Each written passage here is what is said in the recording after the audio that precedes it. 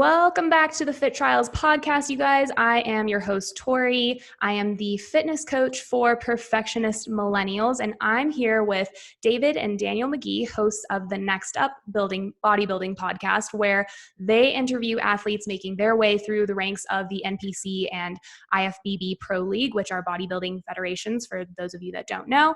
And I thought it would be super cool to pick their brains about health at every size versus bodybuilding ideologies, since one argues heavily against dieting and tracking, whereas bodybuilding requires strict programming, strategy, and calculation to perform well. So they are two completely different ends of the spectrum. But first, I wanted to introduce David and Daniel. They are competitors. They have done very well in their own competitions, but I'll have them introduce themselves and talk about their backgrounds. So Daniel, maybe you want to go first?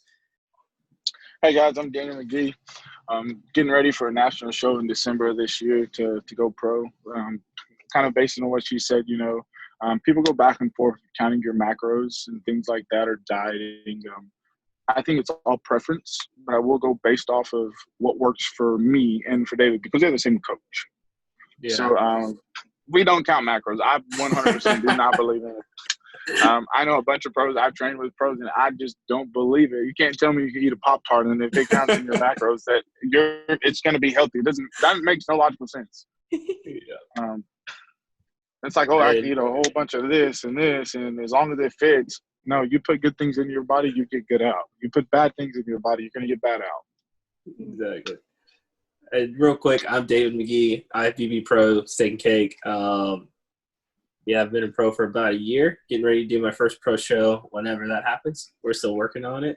Daniel and I both have a coach, and I'm just going to say whatever works for you to get fit is whatever works for you to get to your goals. That's your prerogative and your preference.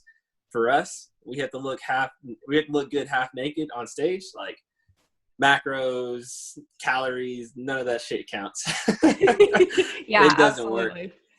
How have you guys seen the virus stuff? How has that been impacting your prep, and how has that been impacting like shows? Oh man, Daniel, you want to go or you want me to go? I'll let David go on it. It sucks. I had to buy a gym for my house.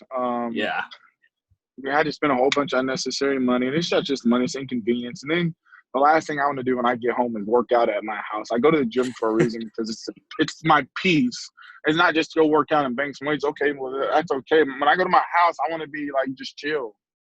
Yeah. Other than that, they did postpone a lot of shows. Obviously, the coronavirus has done a lot of effect on the world. But at the end of the day, we need to be safe and things like that. So I definitely do understand.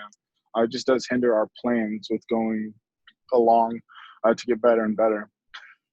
Yeah, I'd like to reiterate kind of what Daniel was saying. It's like coronavirus is real. Wear your mask, wash your hands. Let's be adults about this. It is real, number one. And as well as, everyone's been affected, some disproportionately than others, and I think that's very real. I, like Daniel, have had to buy a gym, spend about like $3,000 building my own gym equipment and the whole nine. It's been a whole ordeal. And I agree with Daniel. I love going to the gym, right? They've got all this different equipment. That's where folks congregate, right? It's my stress relief. I agree with him 100%. When I come home, I want to come home. I damn near don't even want to have a treadmill at my house, but it makes for things a little bit easier. And for me, in regards to my shows, both of my pro debuts were canceled. One just got canceled like an hour ago. So I've been like super excited about that. That's so rough. So that must feel like deflating, like going through a prep and like getting ready for your show and just them being like, sorry, shit sucks. Yeah, SOL. But like, it goes to my point to like, if you stay ready. Yeah. Oh yeah. If you stay ready. Yeah. You have to get ready. If you stay ready, you don't have to get ready. But at the same time, it's a long prep. Like some of these things will cost you your life. Like it's all you do. You got to eat, sleep, breathe it for the rest of your prep. It could be 16 week, 28 week, or however many weeks till you bring in your best. So I'd be very upset. And then at the least, it costs a lot of money to do these things. Yeah. That's something no one ever talks about, is how expensive bodybuilding is. Just for the men, like supplementation, the vast amounts of food that we require. I mean, my food bill is a bill. It's in my budget. It's a bill. It's Yes, a 100%. bill, right? It's a bill. Even So for girls, supplement they is eat a bill. less. Gym is a bill. Gym Yeah. is a bill, right? Yeah, Girls, their suits. yeah, My wife, I like was her gonna suit say, could be $1,000. yeah, even the heels. I think the heels by themselves are like $200 or something. They can be, for sure. Yeah. Freaking crazy. So it's like, yeah. That's so And cool. I've been prepping. I never really come off prep, but like I've been going hard since end of January. Yeah. And I got to go to like September. Oh, it's a long time. Yeah. So it takes serious dedication and commitment. Why did you guys go for, like, what piqued your interest in bodybuilding versus just like recreational fitness? We're pretty boys. Yeah, pretty boys. Not just that, it's you against you. So it is a competition 100%, and nobody wants to be a loser. I definitely don't. I hate losing.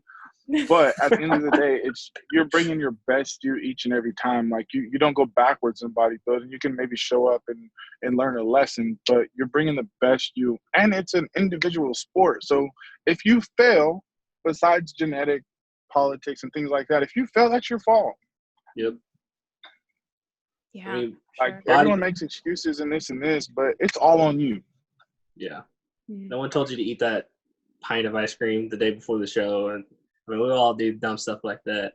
Why we got into bodybuilding, I Daniel and I are brothers, right? So I'm going to speak for a little bit of both of us and how we grew up. I always say, like, we grew up with three things: working on cars, working out, and working hard. Early as I remember, my dad had a weight set in the house, and we had an older cousin to put it on top of it. And this is the time, like early 2000s, late 90s, when Dragon Ball Z was really big. Oh my So this God. is the same older cousin who put it in our heads that we needed to look like Goku and Gohan and have six-pack abs. And this is the same guy making us do push-ups unnecessarily at like 6, 7, 8 years old. And like, he's like, look at your bicep. And like, he made us idolize like those cartoon characters. And I really think that's where, our passion for bodybuilding really stemmed from. And then throughout the years, I'll say this for Daniel and myself is, we go to church, we'll go to work, but then we've always been at the gym one way or another. And that's always, a fixture in our life. Yeah. Yeah, it's like, okay, go to work, school, gym. Like, as soon as I get out of church, I'm going to the gym. Like, as soon as I get out of work, I'm going to the gym. It's just It's a habit. Habited thing that you just have to do it. Like, I can't live without it. And I know it's I say that, but literally you can't. Yeah. It's rough. And yeah, I just want to say it just became a habit. And like Daniel said, I remember back in college, like, granted, this is college. If I wasn't like partying or lifting, like, I knew something was wrong about my day. And if I could manage to do both, that was a hell of a day. Yes, that's exactly what I tell my clients, because I just coach general population, people who just want to be healthier. And so what I tell them is, like, you have to look at your life and figure out, is it unusual for you to work out, or is it unusual if you don't that day? Yeah.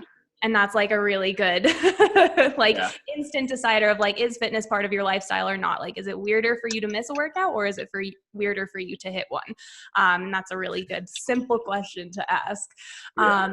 And so we kind of talked about it a little bit, but bodybuilding is kind of known, especially, with female bikini competitors, it's known for having some disordered eating fallout when people come off prep. There's, horror stories of people coming out of their shows and like gaining a bunch of weight.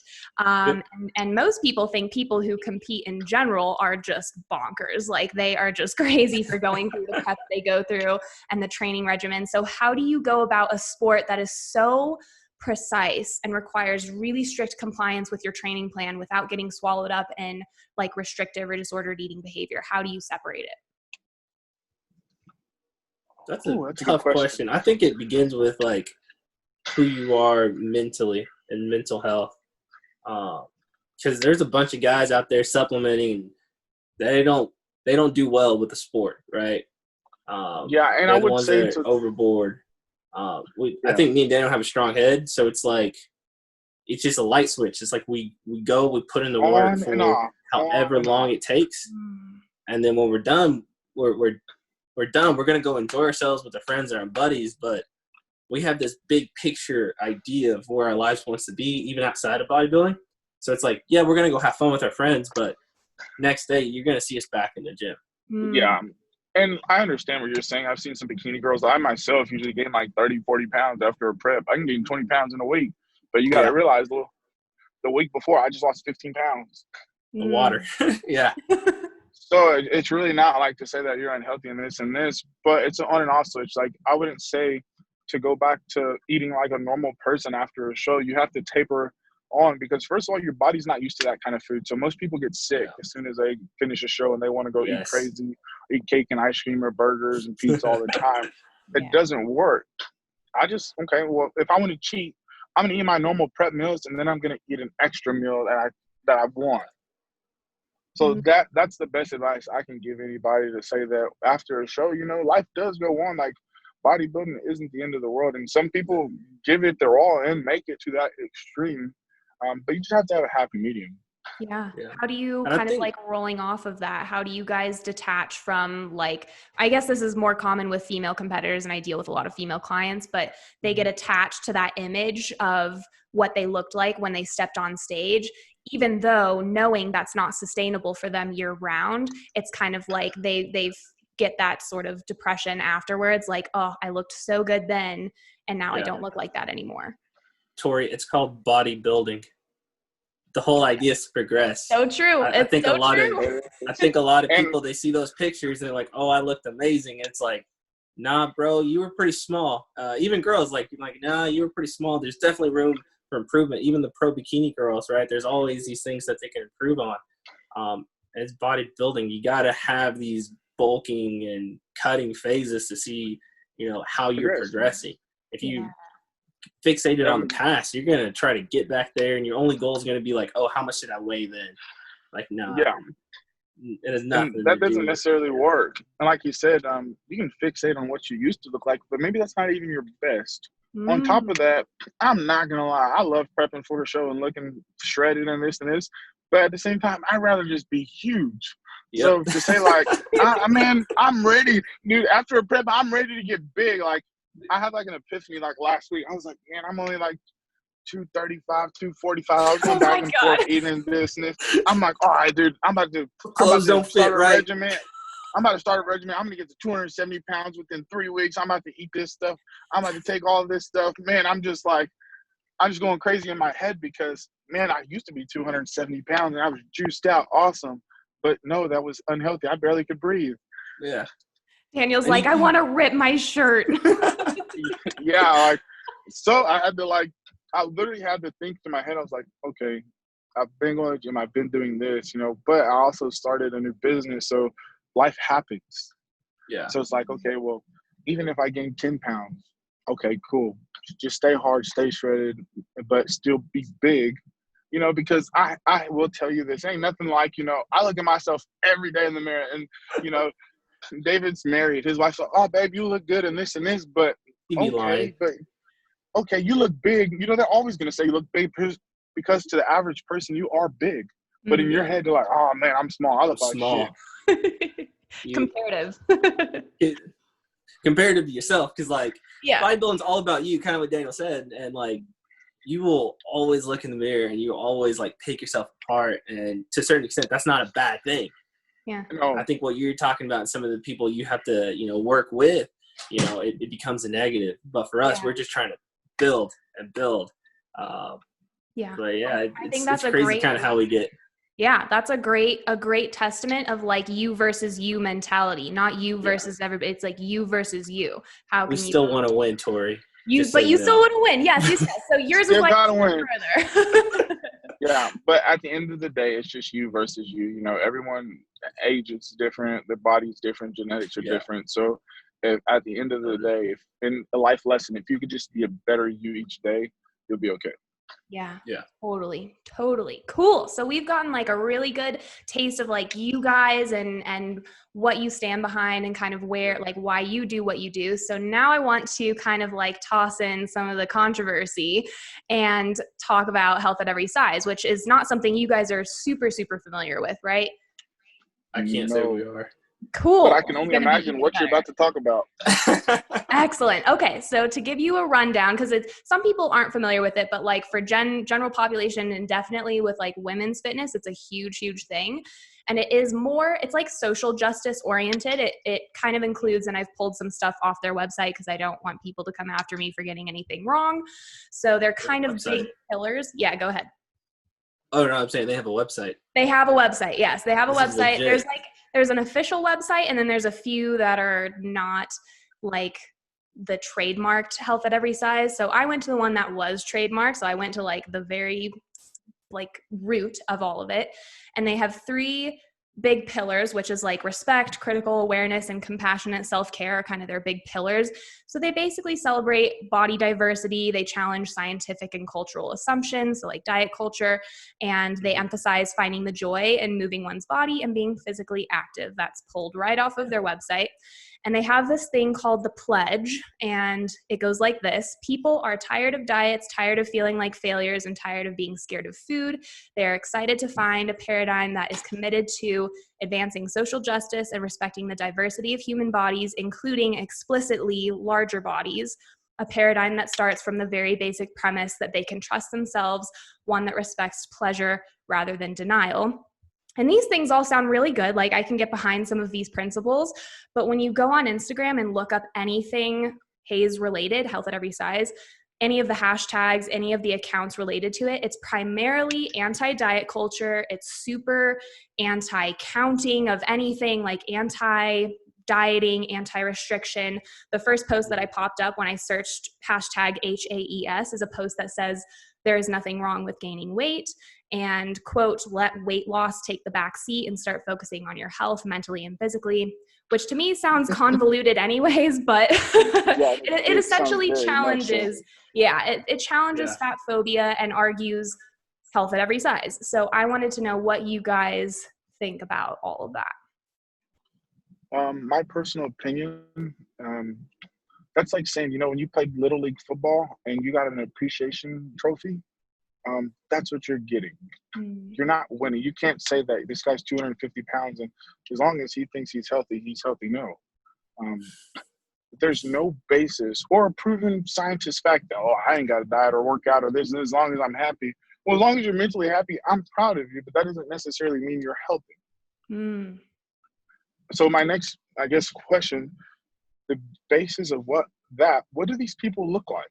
What do these people do every day? What kind of food are they eating? How much are they intaking? That is so I really want Daniel to go on a Health at Every Size hashtag, right? I really want to know his opinion because it is people who like a larger bodied population typically aligns with Health at Every Size. Particular like famous. What's a larger body population? Like how large? I guess that's my question. Because I'm a big dude. Yes. Big is beautiful, by the way. Big and I feel like body composition is kind of where the fine line, at least for me, like what I've gathered from both sides is body composition rides that fine line. And a lot of people challenge BMI and its efficacy, but really BMI, a lot of people argue that BMI misclassifies people, but it actually misclassifies unhealthy people as healthy, not the other way around. But most people use BMI the opposite way. They're like, BMI says I'm fat, but I'm not. It's like for general population, it like for you guys, competitive athletes who are primarily muscle, your BMI is going to tell you you're obese, but we all know that you guys are not. Your body composition is really healthy. So you guys are the exception. But for normal population, they use that excuse to say, I'm healthy because my BMI says I'm obese, but I'm not. And so you guys are like the one exception to that rule, you and elderly people. So you bring up BMI. I actually looked this up a while back, and BMI is outdated by like 200 years. Yeah, it was initially not. It was not supposed to be like a continuously used statistic, but it is good for identifying trends. Yeah. But yeah, it definitely needs to be updated. I'll say a couple points I want to make. Being in the pharmaceutical industry, like you can weigh whatever you want, but there are certain health markers that will come back. Like your A1C, your lipid profile, your triglycerides, and your hormone panel overall, right? Your testosterone, your estrogen, your progesterone, your estradiol. Like if those aren't, and those ranks really drastically, Mhm. and I don't think those are technically optimized in my opinion. But if you're outside of those, if you're an outlier, like you're not healthy no matter what size you think you are. If you have high LDL, you have higher risk for a stroke and a coronary, like right off the bat. I don't care if you're 150 pounds or 350. Yeah. Right? Now, it does disproportionately affects larger folks. So I think they need to be cognizant of that. And hell, no one likes to diet. If I could get on stage and not have to do any cardio and eat nothing but Halo Top and Bluebell, fuck, sign me up. But I know that's not the case, right? And I'm not only doing like this for my personal health and well-being, but like plan on being a dad and a husband for a while, right? Like I'm doing it for those other factors, right? No one likes to, you know, what am I looking for? But self-denial. Yeah. Right? They don't want to deny themselves of these great things. Like, I love Whataburger. I don't know if you ever had Whataburger, Tori. No. I'm like, I love that. I've heard good things. I've heard nothing but good things. Honey butter chicken biscuit, the A1 thick and hearty. Like, I can rattle off their menu, but I don't eat it because it's not, you know, it's not helping me towards my goals. And yeah, like I want mental health to be a bigger thing than what it is even currently. Physical health needs to be there, and it's not just how skinny you are. I mean, me and Daniel can both be on stage, you know, at 1% and 2% body fat. Doesn't mean we're healthy. Yeah. Yeah, I was gonna say I've seen guys pass out on stage because they're shredded or they're just dehydrated. So just because you look badass doesn't mean it's necessarily healthy either. Yeah, that's a really good differentiation. I want to throw in the second piece then also, it kind of rolling off of that conversation. There's a new term kind of gaining popularity called metabolically healthy and obese. There's also metabolically unhealthy and obese, but there are some people who are classifying as metabolically healthy and obese, meaning they take cardiometabolic panels and their blood glucose and other lab work is fine. And but they are clinically obese. And so I did a bunch of research on it, and a lot of it is aligned with people who are young, and so they have youth on their side, and so it could not be the same 30 years down the road. But I wanted to know your thoughts, like your knee-jerk reaction to hearing the words metabolically healthy and obese. We're splitting hairs at a certain point. Like, come on. Like, I don't know. You know, it's like, no, most people don't get diabetes in their 20s. They get in their 50s because how they ate and lived in their 20s. Yeah. We're splitting hairs. Yeah. And he's right. You know, men lie, women lie. Numbers usually don't. Yeah. If you're unhealthy, you're just unhealthy. You can't say that, oh, well, this is unhealthy or this and this. And no one says that we're all humans. We want instant gratification. But go back to what David said. If I can eat Whataburger every day and look badass, I'd eat Whataburger every day. I would do it. It's just not how life works. And unfortunately, if you want to look badass, you have to learn to give up some things that you just like. Just like if you want to be wealthy in life, you got to give up some time or some sleep. Yep. I think so that. I also want to say this is like, I know we're not bashing, but like talking about this point. And I do want to bring up a fact that Daniel mentioned earlier, like genetics play a huge role. Right? People are predisposed to, you know, certain things, and weight is one of them. But like predisposition and genetics isn't an excuse. Like you still have the ability to either learn information, do different things, right? Grow up and develop yourself regardless. And you may know what, I don't think anyone's like the ideal picture of health, but if we keep striving to get there, we'll be in a better place and we'll be fine. Yeah. But it's this complacency that we're even talking about is the problem. Yeah, that people think it's okay to think that, oh, I could do this, and if it says I'm healthy, I'm healthy. Everyone has the same 24 hours in the day. What you choose to do with your 24 hours is up to you. So I just choose to go work out and try to be better. You may choose to sit on your couch and watch Netflix. And that's not, once again, it's not bashing anyone that's overweight or this and this, because 9 times out of 10, if someone is overweight and I go to the gym and they need help or they're struggling, I'm not going to be a dick and I'll laugh at them. Hey, dude, I'll help you. Hey, your form's off. Or, hey, man, you need help with this or this, to show you that if you're really a strong person, you're going to help other people succeed and to do better. Yeah. Because they're there for the same reason I'm there.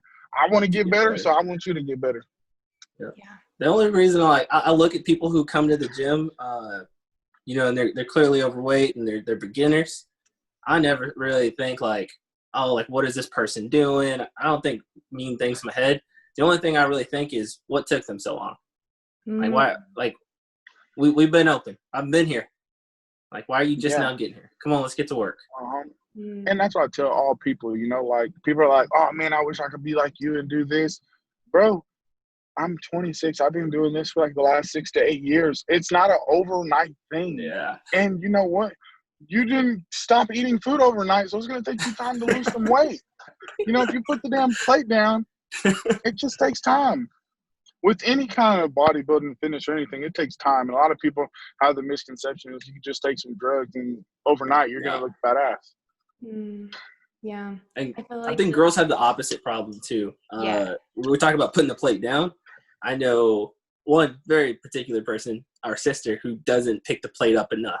Yeah. Right. Yeah. So the idea is her metabolism is very well suppressed. So anytime she eats, you know, her body naturally wants to hold on to it. Rightfully so, right? It's kind of fight or flight, always in this elevated level of stress. So, like, especially the women out there, even the young kids, the young guys, when they're 17, 18, 19, wanting to, like, put on size and get big, like, eat appropriately.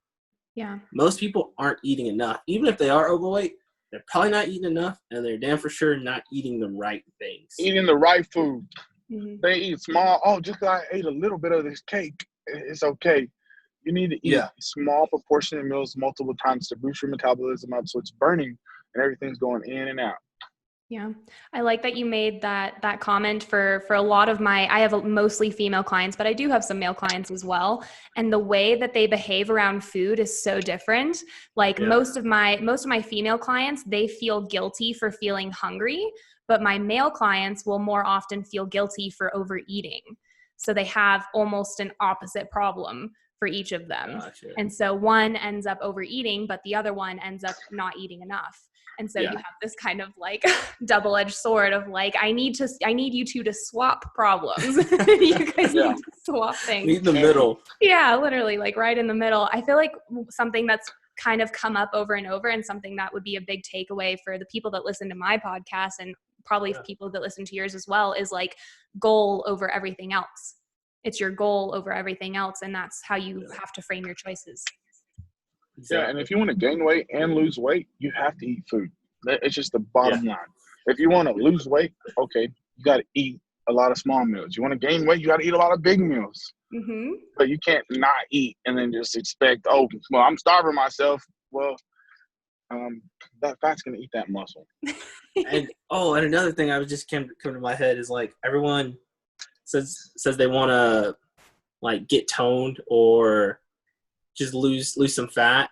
Like, especially women, you guys are terrible at this. Like, what you're talking about is toning is triggering for me. Could be. Like what everyone's talking about is the same thing. They want to cut the fat and build muscle. And girls, you will not get bulky with resistance training. Trust me, it takes a lot of work for that. Guys struggle to do that. But that let's just be real about it. Like, we're talking about the same thing. We want to cut the fat and gain some muscle. We look better in our clothes, look better in the bed. Absolutely. And a lot of people, like, I think something that kind of going back to the health at every size argument is that they kind of want to pull away from aesthetic goals. Like they really, really discourage aesthetic focus. And I think, and you guys probably agree, like aesthetic focus is okay. Like it's okay to want, aesthetic goals in addition to overall general health goals. And I feel like you have to figure out what you feel most like secure in without getting obsessive about it. Cause that's something that a lot of people I work with get really hung up on. It's like they really, really want abs or they really, really want muscle definition, but they're not willing to make the trade-offs required to get there. Yeah. They're just crazy. Yeah. Yeah. That's not how this shit works. There's no magic. It's not magic. Not science. It's not rocket science. It's science. You want abs, it's made in the kitchen. Okay. Yep. You're saying you want health at every size, but you want to be aesthetic. Well, aesthetics are based on perception, and that is your looks.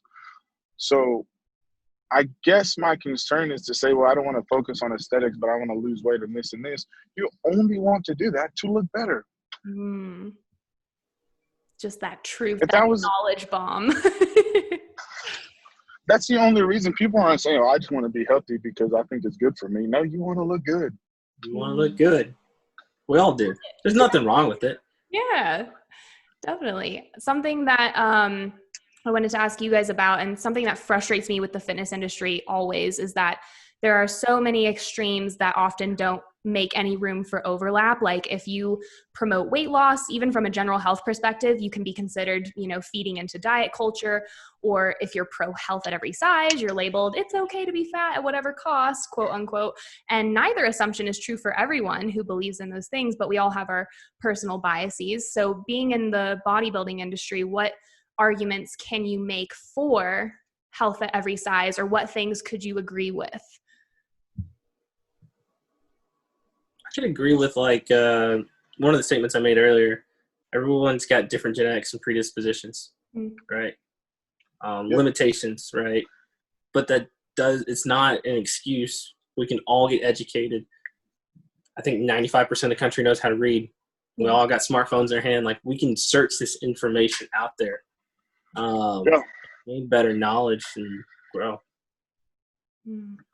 I think it goes back to what we talked about as goals as well. It's all on what you want to do with your life and how it fits in your life. Right? Not everybody wants to be a bodybuilder. Not everybody wants to look like this or like that. Some people will shred, they will bulk, or some people just don't have the motivation to do it, or not even the motivation. Some people may just not have the knowledge to do better, because if you don't know better, you'll never do better. Yeah. Absolutely.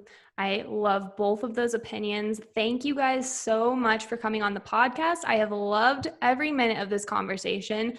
What's next for you both? I know you guys have some shows coming up. Where can the good people find you on social? Where can they listen to your podcast?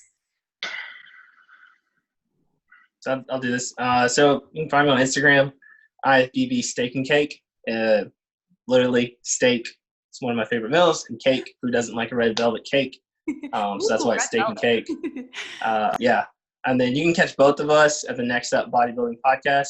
We're on Spotify, soon to be on iTunes, as well as we post it to YouTube. Next up for me, trying to figure out a pro show to do. Either take the missus down to Puerto Rico, we're going to do that show, or the New York Pro. So we'll figure something out. Nice. What about you, Daniel? I think I'm going to do Miami Nationals in December. Surprise. I think it's a show I've done, so I just maybe run it back. Miami. And I love Miami. So you can follow me on Instagram at Body by McGee, or go to Dent Mavericks. We have a PDR company, so we're just starting some new stuff, and it's going to be a good year. 2020 has been a crazy year. It's something definitely you can tell your kids in history. Man, people did this, they did that, they had a virus, this and this. So it's going to be a crazy year, but I believe it's going to be a good year. Yeah. I believe that as well. And I just have one last question for you guys. It's a question I ask all of my podcast guests every time they come on, which is, what trials of fitness have you been through? What is something tough you've had to overcome emotionally, mentally, physically, and how were you able to do it? Being small my whole life. Yeah. Being That's small.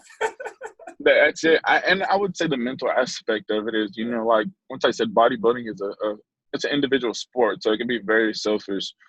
So when people are like, oh man, I want a bodybuilder, this and that, I tell them, no, you do not. I push so many people away from it just because you give it your whole life. You have to wake up at 5 or 6 o'clock in the morning. As soon as you get off work, you have to go back to the gym. You have to eat throughout the day. You have to plan it all around your day, and it consumes your life. So if you have a significant other or family or this and this, you know how many times I want to go hang out with my friends and family, and they're like, I was like, dude, I got to go to the gym. I'll see y'all later.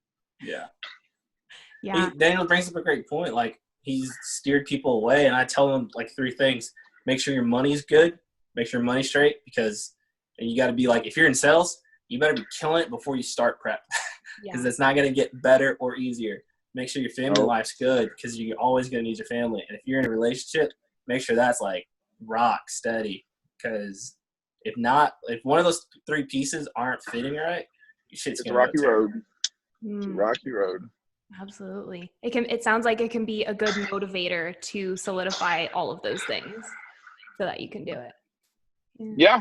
If that's what you want to do, just go all in. Yeah. Dang. Cool. Awesome. Well, thank you guys so much for coming onto the podcast. For those of you listening, it goes a long, long way to leave a written review on iTunes or simply share this with a friend. So share us on social, and we'll catch you guys in the next one.